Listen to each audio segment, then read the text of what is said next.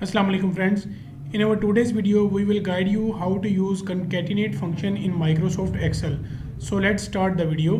MS Excel में दो या दो से ज़ायद सेल्स में मौजूद टेक्स्ट को मुख्तलिफ तरीक़ों से एक सेल में इकट्ठा किया जा सकता है।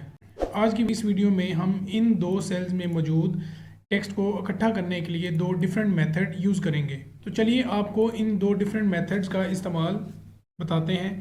फर्स्ट मेथड को कंकैटिनेट फंक्शन बोलते हैं। ये फंक्शन यूज़ करने के लिए आप अपने कीबोर्ड से == का साइन प्रेस करें और CON लिखेंगे तो आपके सामने फार्मूला सजेशन में फर्स्ट ऑप्शन कंकैटिनेट फंक्शन की अवेलेबल हो जाएगी।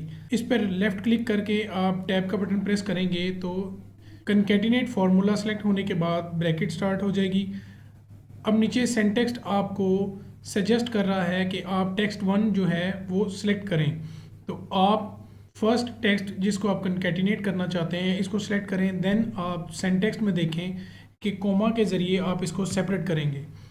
अब सेकंड टेक्स्ट आप यहाँ पर सिलेक्ट करेंगे, लेकिन यहाँ पर एक इम्पॉर्टेंट पॉइंट नोट कर लें कि अगर आप मिस्टर और नाम के दरमियान स्पेस देना चाहते हैं तो यहाँ पर आप इन्वर्टेड कोमास स्टार्ट करेंगे, देन स्पेस प्रेस करेंगे, देन इन्वर्टेड कोमा क्लोज कर देंगे। इसके बाद कोमा प्रेस करेंगे तो इस स्पेस को टेक्स्ट 2 कंसीडर कर लेगा ये फार्मूला। इसके बाद आपने टेक्स्ट 3 सेलेक्ट करना है तो आप एप्लीकेंट नेम का सेल सेलेक्ट कर लें और ब्रैकेट क्लोज करके एंटर प्रेस कर दें। तो आप देखें कि मिस्टर के बाद स्पेस आ गई है और स्पेस के बाद एप्लीकेंट का नाम आ चुका है।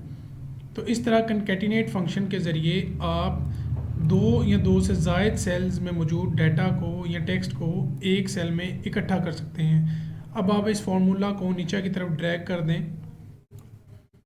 तो ये देखें कि ये फार्मूला इन दो सेल्स के अगेंस्ट हर सेल पर अप्लाई हो चुका है। अब आपको सेकंड मेथड बताते हैं। इस मेथड को हम एंड साइन मेथड बोलते हैं। इस मेथड में आपने अपने कीबोर्ड से == प्रेस करना है और फर्स्ट टेक्स्ट जिसको आप कंबाइन करना चाहते हैं इस सेल को आपने सेलेक्ट करना है। इसको सेपरेट करने के लिए आप अपने कीबोर्ड से एंड साइन प्रेस करेंगे। अब यहाँ पर आप स्पेस देना चाहते हैं तो अपने कीबोर्ड से इन्वर्टेड कोमास में स्पेस प्रेस करें, फिर इन्वर्टेड कोमास क्लोज कर दें और इसके बाद दोबारा एंड साइन के ज़रिए नेक्स्ट सेल जो है उसको सिलेक्ट कर लें। इसी तरह आप दो से ज़ायद सेल्स को भी इसी पैटर्न पर सिलेक्ट कर सकते हैं।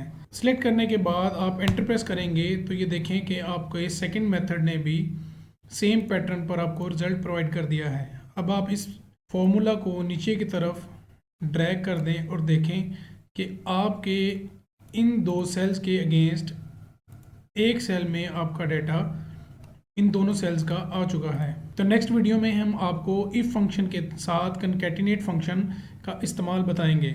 तो होपफुली आपको हमारी आज की वीडियो पसंद आई होगी। अगर वीडियो पसंद आई तो इसे लाइक करें, ज़्यादा से ज़्यादा शेयर करें और कमेंट सेक्शन में अपनी राय का इजहार ज़रूर कीजिएगा।